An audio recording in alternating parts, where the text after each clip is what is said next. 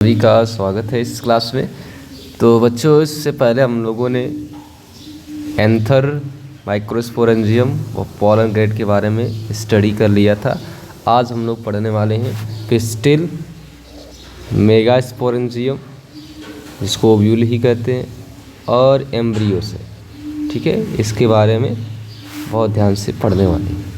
तो चलो देखते हैं। पिस्टिल से शुरू करते हैं। गाइनोसियम क्या होगा? फीमेल रिप्रोडक्टिव पार्ट होता। ठीक है, फ्लावर का जो फीमेल रिप्रोडक्टिव पार्ट है उसको हम क्या कहते हैं? गाइनोसियम कहते हैं। क्लियर है? और इसके एक यूनिट को क्या कहते हैं? पिस्टिल कहते हैं। ठीक है, चलो आते हैं कि एक से ज़्यादा अगर पिस्टिल है किसी फ्लावर में तो उसको मल्टी कार्पेलरी कहते हैं। और किसी फ्लावर में अगर सिंगल पिस्टिल हो तो उसको मोनोकार्पेलरी कहते हैं। तो बात समझ में आई? मोनो और मल्टी का मतलब किसी फ्लावर में, सपोज करो ये फ्लावर हो और इसमें एक से ज़्यादा क्या हो? पिस्टिल हो, तो उसको हम क्या कहेंगे? मोनोकार्पेल। और किसी फ्लावर में अगर एक ही पिस्टिल है कुछ इस तरह, तो हम उसको क्या कहेंगे? एक रहेगा तब मोनो होगा, एक से ज़्यादा होंगे तो मल्टी होगा। ठीक है, आगे देखते हैं कि जब एक से ज़्यादा पिस्टिल होंगे और ये आपस में क्या होंगे? फ्यूज्ड होंगे, तो इसको कहेंगे सिनकार्पस। सपोज करो कि जैसे मान लेते हैं एक पिस्टिल ये है और इसी तरह एक पिस्टिल और है, बट ये आपस में क्या हो? फ्यूज्ड हो। जितने भी पिस्टिल हों ये आपस में क्या हो? फ्यूज्ड हो इस तरह, तो इसको क्या कहेंगे? सिनकार्पस। ठीक है, और अगर फ्री पिस्टिल हो इस तरह, कुछ सारे पिस्टिल अगर क्या हो? अलग अलग हो, तो ये क्या लाएगा? क्या? एपोकार्पस। तो याद रखना है, फ्री और फ्यूज्ड। ठीक है, आगे बढ़ते हैं। तो ये जो पिस्टिल है इसके पास 3 पार्ट होते हैं। एक पिस्टिल के पास 3 पार्ट है, जैसे स्टिग्मा है, स्टाइल है, ओवरी। ठीक है, तो जैसे इस डायग्राम में हम मूव करते हैं तो आपको ये पूरा का पूरा डायग्राम देखने को मिल जाएगा। ये पहला पार्ट है स्टिग्मा, फिर है स्टाइल, और सबसे लोअर पार्ट इसका क्या है? ओवरी। यानी कि ये 3 पार्ट में क्या है? पिस्टिल डिवाइडेड है। ठीक है ना? अब ये जो स्टिग्मा है सबसे ऊपर वाला पार्ट है, ये जो पार्ट होगा इसी पर पॉलन ग्रेन आकर के लैंड होगा। यानी स्टिग्मा जो होगा वो किस लिए है?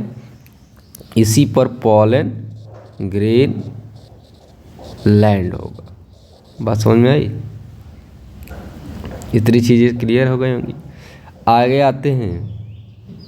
ये जो स्टाइल है, स्टाइल क्या है? सिलेंड्रिकल पार्ट होगा जस्ट स्टिग्मा के ठीक नीचे। ये क्या है? सिलेंड्रिकल पार्ट है। सिलेंड्रिकल पार्ट जस्ट किसके नीचे? आप देखोगे स्टिग्मा के ठीक नीचे। ठीक है, और नेक्स्ट पार्ट आते हैं जो बेसल पार्ट है, ये ओवरी इसको कहेंगे। ओवरी क्या है? वेसल, और क्या? स्वालन भी होगा, फूला भी होगा। स्वालन पार्ट को हम क्या कहेंगे? ओवरी कहेंगे। क्लियर है? और इसके अंदर आप देखेंगे, इसके अंदर क्या होगा? चैम्बर होगा, जिसको लॉक्यूल कहेंगे। यानी ओवरी के अंदर जो चैम्बर है उसको हम लॉक्यूल या ओवेरियन कैविटी कहेंगे। ठीक है, और इसी से क्या लगे होंगे? ओव्यूल लगे होंगे, इससे ऐसे बहुत सारे। ठीक है, सपोज करो कि जैसे मानो हम इधर बना देते हैं। सपोज करिए कि ये ओवरी है, ये ओवरी का वाल है। ओवरी वाल को ही प्लेसेंटा कहते हैं। ठीक, और इसी ओवरी के वाल से लगा होगा क्या? ओव्यूल। या इसी ओव्यूल को कहते हैं मेगा स्पोरेंजियम।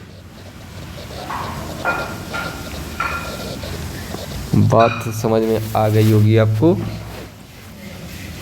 कि ओवरी के अंदर ही या ओवरी के वाल से ही क्या लगा होगा, ओव्यूल लगा होगा, और ओव्यूल को ही हम मेगा स्पोरेंजियम कहते हैं।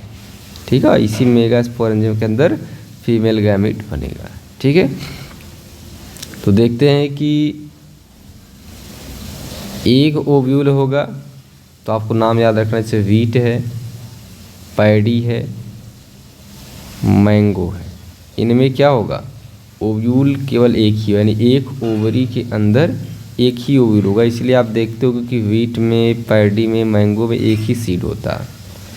लेकिन कुछ प्लांट ऐसे हैं जिनके ओवरी में एक से ज़्यादा ओव्यूल होंगे, जैसे पपाया है, वाटरमेलन है, ऑर्किड है। ये ऐसे प्लांट होते हैं जिनमें बहुत ज़्यादा सीड आप देखते हो। जैसे पपाया में आप देखोगे बहुत नंबर ऑफ सीड है, यानी कि उसके ओवरी के अंदर बहुत सारे ओव्यूल पाए जाते हैं। उसी तरह वाटरमेलन भी आप देखोगे। ऑर्किड को देखोगे तो ऑर्किड में बहुत सारे सीड होते हैं। स्मॉलेस्ट जो सीड होता है वो किसका होता है, इसी ऑर्किड का होता है। ठीक है, तो इसमें भी एक से ज़्यादा ओव्यूल होंगे। आगे अब स्टडी हम लोग करेंगे मेगा स्पोरेंजियम या ओव्यूल के स्ट्रक्चर के बारे में। ठीक है ना, मेगा स्पोरेंजियम या ओव्यूल के स्ट्रक्चर को हम लोग पढ़ेंगे। तो इसको हम डायग्राम से भी समझ सकते हैं। ठीक है, जनरली क्या है, एक डायग्राम है जिससे हम देखेंगे फ्यूनिकल्स। ये पूरा का पूरा किसका स्ट्रक्चर है, ओव्यूल का। ओव्यूल है ओवरी के वाल से जुड़ा होगा फ्यूनिकल के थ्रू। ये क्या है, एक स्टॉक है, इसी के थ्रू ये ओवरी के वाल से जुड़ा रहता है। ठीक है, उसके बाद फिर हम आ जाते हैं इस पूरे पोर्शन पर। ये कहलाएगा ओव्यूल का वाल, जो आउटर और इनर में डिफ्रेंशिएट होगा।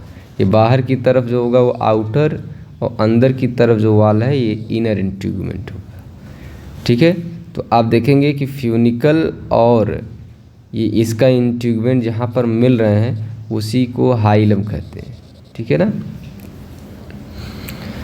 आउटर और इनर इंटीग्यूमेंट, ये आउटर इंटीग्यूमेंट बाद में चल करके आउटर सीड कोट बनाता है, और ये inner integument inner seed coat बनाता है। क्योंकि आपको पहले से ही जानकारी होगी, ओव्यूल ही बाद में चल के सीड में बदलता है। ठीक है ना, तो ये आउटर और इनर इंटीग्यूमेंट इसका प्रोटेक्टिव लेयर है। इनर इंटीग्यूमेंट के अंदर आते हैं तो नेक्स्ट रीजन होगा, ग्रुप ऑफ सेल्स होंगे, इसको कहेंगे न्यूसिलस। न्यूसिलस का एक लेयर होगा ये किनारे किनारे, और इसमें जो सेल्स होंगे उसमें न्यूट्रिएंट्स भरा होगा। ठीक है, इसमें जो सेल्स होंगे उसमें न्यूट्रिएंट भरा होगा, और इस न्यूट्रिएंट्स हेल्प करेंगे फीमेल गैमेटोफाइट या एम्ब्रियो सैक को बनाने में। माइक्रोफाइल पर्टिकुलर एक पोर है, ठीक है, जिसके तरफ पॉलन इंटर करेगा, पॉलन ट्यूब इसी के अंदर, और दूसरा एंड चेलाजा, ये बेसल पार्ट है। चेलाजा क्या है, बेसल पार्ट। तो लाइन को एक बार देख लेते, देखेंगे स्टॉक है फ्यूनिकल्स, इसी के थ्रू ओव्यूल अटैच होगा। ठीक है, ओव्यूल फ्यूज होगा फ्यूनिकल से, उसको कहेंगे हाइलम। ठीक है, तो हाइलम क्या है, जंक्शन ओव्यूल और फ्यूनिकल्स का। एक जो ओव्यूल है उसमें एक या दो प्रोटेक्टिव लेयर होंगे जिसको इंटीग्यूमेंट कहेंगे, आउटर और इनर। इंटीग्यूमेंट जो होता है वो इनसर्कल किया न्यूसिलस को, कहाँ पर छोड़ करके, माइक्रोपाइल जहाँ पर है, जहाँ ओपनिंग है वहाँ पर छोड़ करके, इस जगह पे। और माइक्रोपाइल के अपोजिट जो साइड है उसको चेलाजा कहते हैं। चेलाजा क्या है, बेसल पार्ट है ओव्यूल का। ओव्यूल का बेसल पार्ट है, क्या है ये, चेलाजा है। ठीक है, जो न्यूसिलस है, अभी जैसे हमने बताया कि न्यूसिलस अंदर होगा, और न्यूसिलस में रिजर्व फूड मटेरियल, यानी कि न्यूसिलस में फूड मटेरियल स्टोर होगा। ठीक है, और न्यूसिलस क्या है, एम्ब्रियो सैक या गैमेटोफाइट, इसी के अंदर लोकेटेड है। आप डायग्राम देखोगे तो न्यूक्लियस के अंदर ये एम्ब्रियो साइक क्या है, लोकेटेड है। ठीक है ना। और एक सिंगल एम्ब्रियो साइक होगा एक मेगास्पोर से। अभी आगे मैं आपको बताएंगे मेगास्पोर कैसे बनता है। तो ये तो फिलहाल आपको हमने डायग्राम बताया ओव्यूल का, ठीक है, कि हाइलम क्या, फ्यूनिकल, माइक्रोपाइल, आउटर इंट्रूगमेंट और इनर इंट्रूगमेंट। इसके अंदर न्यूक्लियस में फूड मटेरियल स्टोर होगा। न्यूक्लियस के अंदर आप जाओगे तो आपको एम्ब्रियो साइक मिलेगा। मोस्टली एक ओव्यूल के अंदर एक ही एम्ब्रियो साइक होता है। ठीक है। ओव्यूल का बेसल पार्ट चेलाजा होगा। ओव्यूल में जो पोर होगा उसको माइक्रोपाइल कहेंगे। माइक्रोपाइल से पॉलन ट्यूब इसके अंदर इंटर करेगा। ठीक है। फ्यूनिकल के थ्रू ये किसी कैविटी या प्लेसेंटा से जुड़ेगा। समझ में आ गई चीज़ें।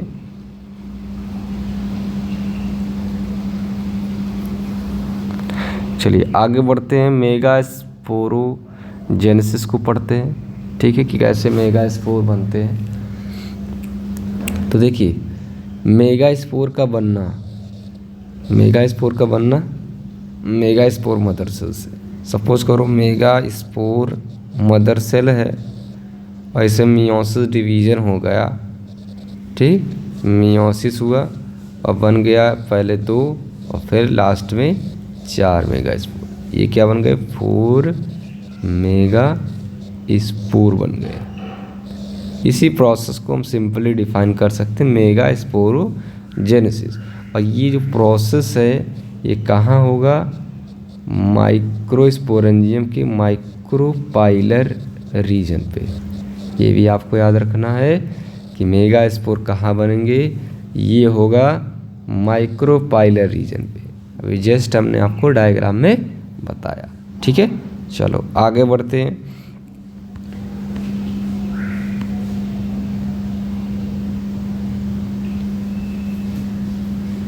तो समझ में आ गया होगा कि न्यूक्लियस रीजन का एक सेल होगा, लार्ज सेल होगा, जिसमें डेंस साइटोप्लाज्म होंगे और न्यूक्लियस होगा, और उसी को हम एमएमसी कहेंगे। इसमें मियोसिस होगा और बनाएगा 4 मेगास्पोर।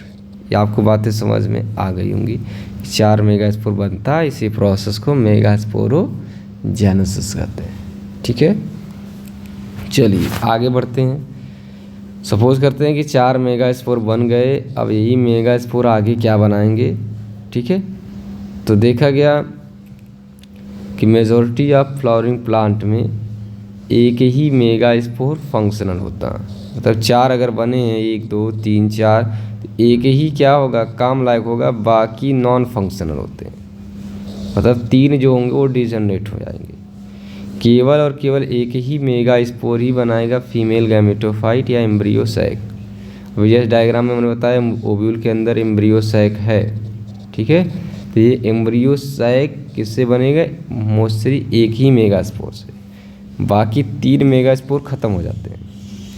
तो इस तरह के एम्ब्रियो सैक की फॉर्मेशन को क्या कहते हैं, मोनोस्पोरिक डेवलपमेंट। आपको याद रखना, मोनोस्पोरिक एम्ब्रियो सैक का बनना मतलब जब एक ही मेगास्पोर से बन जाए एम्ब्रियो सैक, तो इसको हम क्या कहते हैं, मोनोस्पोरिक कहते हैं। बात समझो।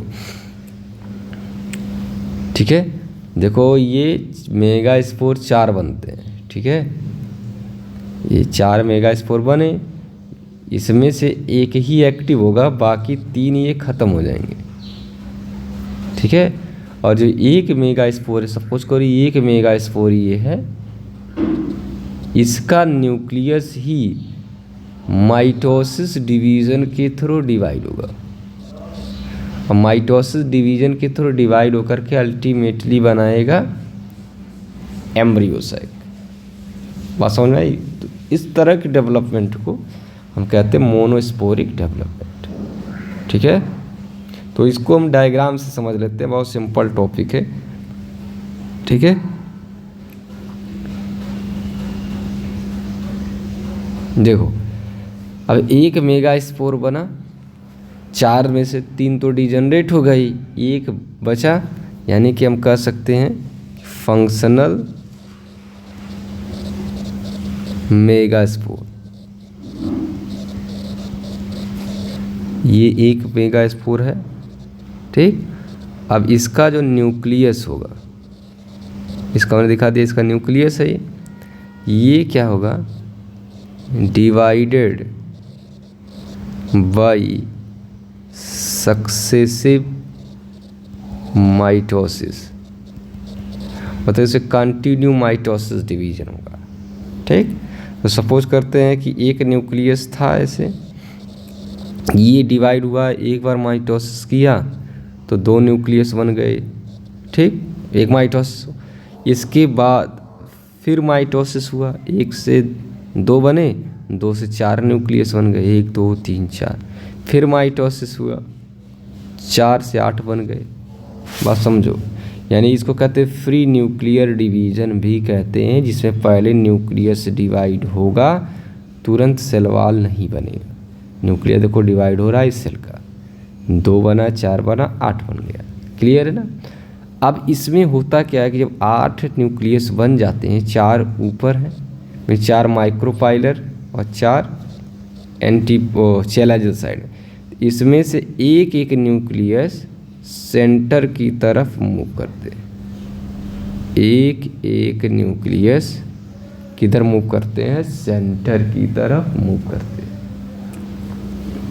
बात हमारी समझिएगा, ठीक। तो ऊपर बचा 3 और नीचे बचा 3, इधर आ जाते इस डायग्राम में, ठीक।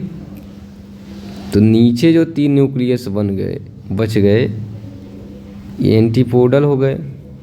2 जो बीच में आ गए वो पोलर या सेंट्रल न्यूक्लियाई हो गए, और ऊपर जो बचे 2 सिनर्जिड्स हो गए और 1 एग हो गया।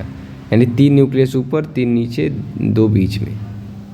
अब इनके अराउंड क्या बन गया, वाल बन गया, इनके अराउंड वाल बन गया। ध्यान सुनिएगा।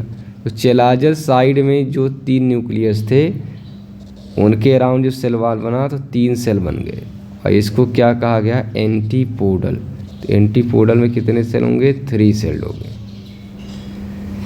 सेंटर में जो न्यूक्लियाई आया इसको पोलर न्यूक्लियाई कहेंगे।